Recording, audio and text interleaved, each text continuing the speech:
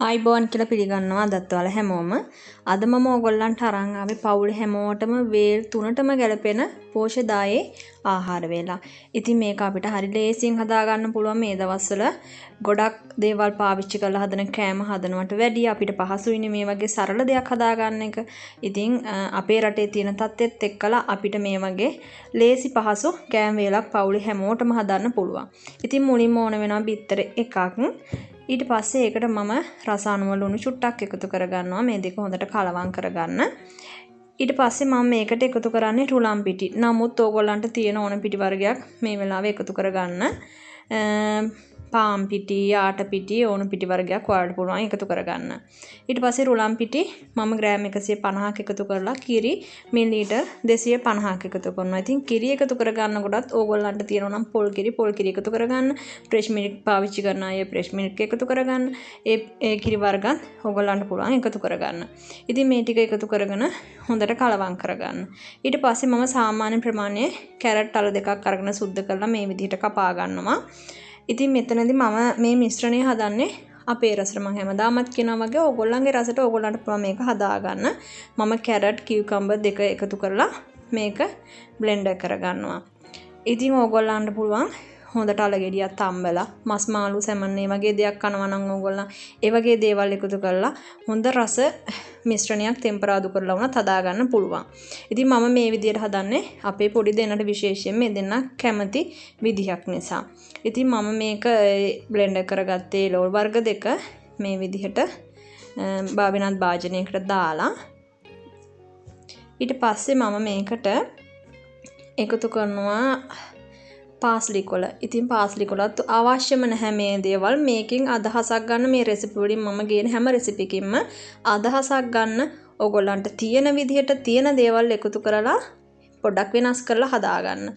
ඉතින් මම රසායන ලුණු ගම්මිරිස් දෙකයි ක්‍රීම් චීස් එකතු කරා. ක්‍රීම් චීස් හදන විදිහ මම ඕගොල්ලන්ට ගෙනත් තියෙනවා. ඉතින් අවශ්‍ය නම් ඕගොල්ලන්ට පුළුවන් හදා ගන්නත් ගෙදර. ඉතින් මේ ටික තමයි මම මැද මිශ්‍රණයට හැදුවේ. ඉතින් ඕගොල්ලන්ට මම කලින් කිව්වා වගේ හොඳ රස මිශ්‍රණයක් ඕගොල්ලන්ට වෙනත් දේවල් එකතු කරලාත් හදන්න පුළුවන්. ඊට පස්සේ තෙල් බිංදු 2-3 පෑන් එකකට දාලා පෑන් එක ටිකක් රත් කරගන්න. ඊට පස්සේ මේ චුට්ටක් රත් වෙන්න තියලා අපි අර සාමාන්‍යයෙන් පෑන් කේක් හදනවා වගේ අර හදාගත්ත පිටි මිශ්‍රණයේ පෑන් කේක් ටිකක් හදා ගන්න තියෙන්නේ.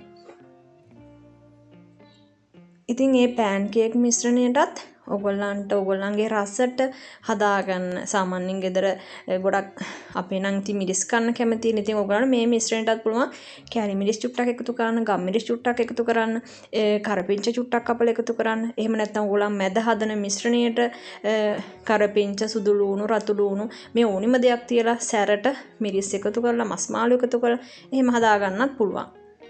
ඒක ඕගොල්ලන්ගේ රස අනුව හදා ගන්න. ඉතින් එහෙම හදාගත්ත පෑන් කේක් වලට මම අර හදාගත්ත මිශ්‍රණය මේ වගේ තියෙනවා. මම ටිකක් වැඩිපුර තියෙනවා. මොකද මේක බබාලගේ ප්‍රධාන වේලක් උනේ. ඉතින් ඒ දෙන්නට මේ වගේ දෙයක් හදලා ප්‍රධාන වේලකට දෙනවා. මොකද ඕගොල්ලන් දන්නවා මගේ බබාලා බත් කන්නේ සතියට එකපාරක් හෝ දෙපාරක්. ඉතින් ඒගොල්ලන් වෙනත් කෑම වර්ග තමයි ගොඩක් කන්නේ. ඉතින් මේ වගේ දෙයක් එයාලට හදලා දුන්නාම ඒගොල්ලන්ට හොඳටම ප්‍රමාණවත් ඒගොල්ලන්ගේ බඩ පිරෙන්න. ඉතින් පෝෂණයක් තියෙනවා. එළවලු තියෙනවා. එළවලු තම්බල නෙමෙයි මම ගත්තේ. ඒ නිසා පෝෂණය ගොඩක්ම රැඳිලා තියෙනවා. ඒ වගේම චීස්, බිත්තරේ හැම දෙයක්ම එකතු කරලා සම්බර කරලා මේක හදලා තියෙන්නේ. ඉතින් මම පිටි ග්‍රෑම් 150 මේ වගේ ප්‍රමාණයක් හදාගත්තා. ඕගොල්ලන්ටත් පුළුවන් ගෙදර හැමෝටම මේ විදිහට කෑම වේලක් වේල් 3ටම ගැලපෙන විදිහට හදාගන්න. ඉතින් එහෙනම් නැවතත් ඕගොල්ලන් හැමෝටම ලංකාවේ ඉන්න ඕගොල්ලන් හැමෝම ගොඩාක් පරිස්සම් වෙන්න. බබාලා ලැබෙන්න ඉන්න අය, චූටි දරුවෝ හැමෝම ගොඩාක් පරිස්සමින් ඉන්න. ආයෙමත් දවසක ඕගොල්ලන්ට තවත් වීඩියෝ එකක් අරන් එන්න. සුබ දවසක් ඕගොල්ලන් හැමෝටම.